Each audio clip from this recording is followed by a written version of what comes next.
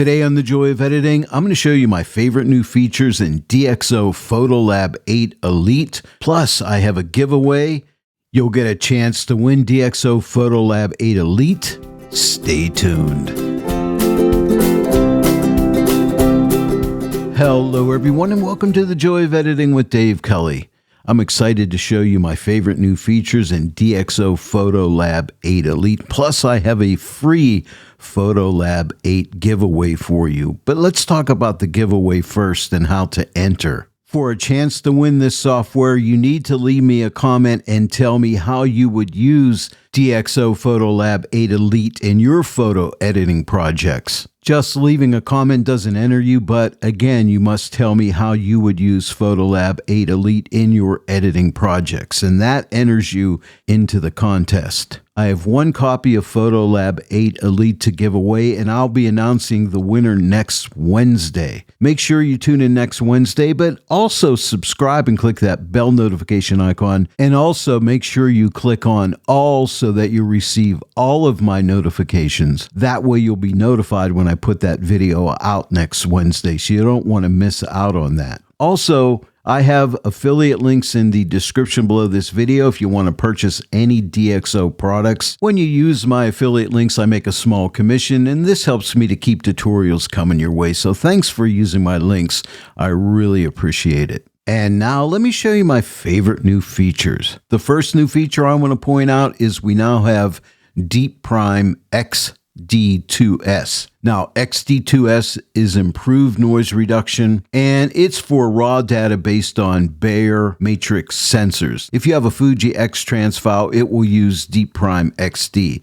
Now, that could change in the future because I think they're working on XD2S for Fuji X-Trans files, and hopefully that'll come in the near future. Right now, my noise reduction is set for high quality, and I am using the auto settings. I'm going to go ahead and zoom into 200% so you can see this image is pretty noisy, but that's with high quality noise reduction. I'll go ahead and shut off the noise reduction by clicking right here. This way you can see what the actual noise really looks like. Pretty noisy. I'll go ahead and turn it back on. But now let me click on Prime XD2S. This image was shot with a Canon 5D Mark II, which uses a Bayer matrix sensor. Whenever you use Prime, Prime, or Prime XD or XD2S, it's pretty labor intensive for your computer, so you don't really see the result until you go ahead and export your image. But there is another new feature here which I want to show you, which helps us to get around that issue. And that is a large live preview magnifier. It's really nice. And you get it by clicking on this button right here. And it comes in two different sizes. If you click here, you can get a smaller size. Click here again, you'll get the larger size. We're going to zoom in on this bug. And right now I'm at 200%. But now we can see the result of Prime XD2S, which is pretty darn amazing if I do say so myself. Now, if I click on the drop down here where it says 200%, we can also go to 400% magnification, 800, or 1600, so that's nice. I'm going to leave it here at 200. And notice when I'm using the magnifier, it'll say loop up here in the left-hand corner. Now, by the way, the shortcut to turn the magnifier on or off is S. So if I type S, we'll shut the magnifier off. If I type S again, the magnifier comes back on. Now, if you'll note this little magic wand icon, that tells me I'm using an auto setting. But if I need more noise reduction, I can drag this to the right to get more noise reduction. But if you ever want to go back to the auto setting, just click right here on this wand and you'll see the little sparks coming around. It means you're set for the auto setting. We also can adjust for dead pixels as well as forcing out some extra detail if needed, but I usually just use the auto adjustment. I think you're really going to enjoy this large live preview magnifier, which really comes in handy whenever you need to make adjustments to your denoising sliders, as well as seeing the results without exporting the image. And now let me go ahead and shut off the noise reduction by clicking right here. This is what it looks like without noise reduction. I'll turn this back on. Takes a second or two to render, and here's what it looks like with Prime XD2S. Pretty cool. By the way, I love how DXO separates all the different adjustments through these tabs up here. For instance, we can go with light, under this tab, and color under this tab, and detail under this tab.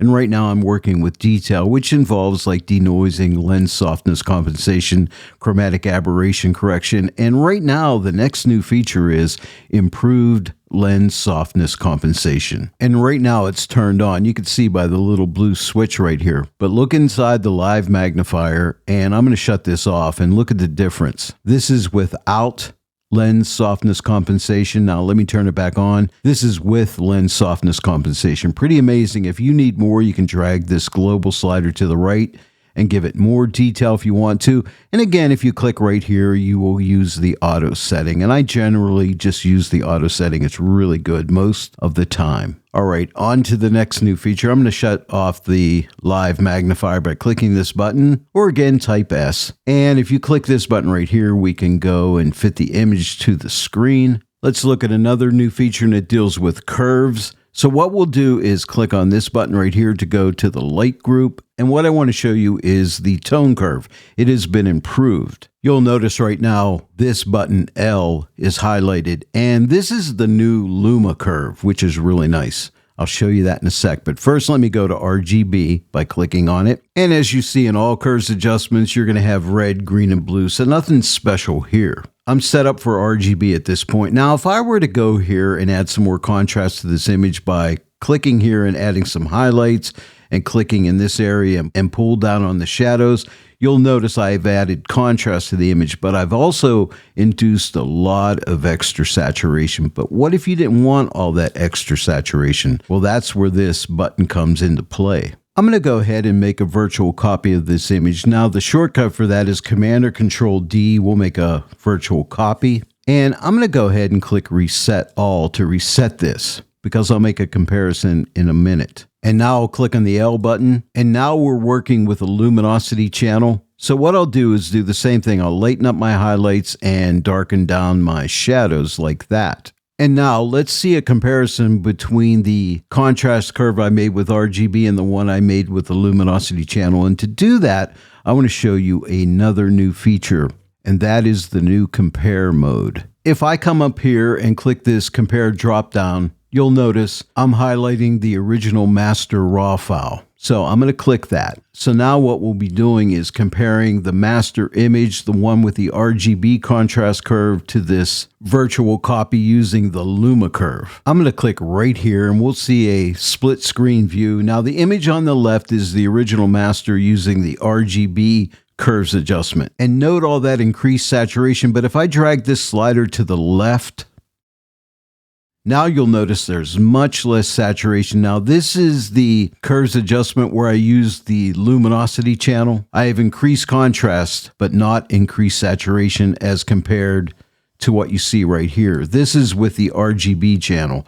and you can see there's a lot more saturation. So if you want to increase contrast without increasing saturation, you want to use the luminosity channel. And now I'm back using the master raw file, and I'm still set for RGB for curves. I'll click Reset All, and I want to show you another new feature here in the tone curve, and that is the tone picker. So if we click on the tone picker, we could come and say I want to darken up these shadows. I can click and drag down and darken these shadows, and maybe click right here and drag up and lighten up the midtones just a bit. Now that'll work for RGB or just red, green, and blue channels, or the luminosity channel. So you can use the tone picker. So that's a nice new feature here. When you're done with the tone picker, click Close. I'm going to go ahead and click Reset All and reset the tone curve. And I have one more new feature to show you and we'll be done. We're going to find this feature under Local Adjustments. So I'll click this button right here and you will find this new button, Hue Mask. I'll click it.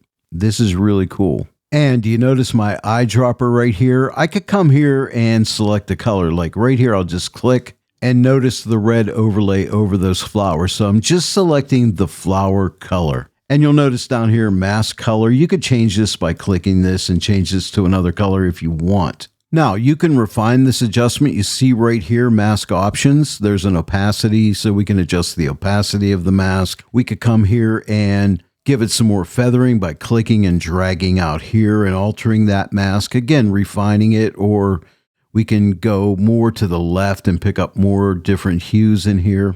Whatever you want. Or to the right, we can feather to the right. And we can also adjust the mask and drag it more over and pick up some different hues in here. But this is pretty cool. And then at this point, we have all these different adjustments we can work with: exposure, selective tone, clear view, contrast, micro contrast, white balance, and we can work with color down in here as well as sharpness. So all these adjustments are open for us. For instance, let's work with the exposure. Right now you see the mask, but as soon as I start to adjust this to the right, so I can lighten up those flowers a little bit if I want to, and now we don't see the mask anymore. I could come down here, and right now I'm on the overall color channel. So I can take the saturation and maybe take that saturation off a little bit like that, or maybe increase the saturation. Or we can work with the vibrancy, increase it or decrease it, and also work with the hue.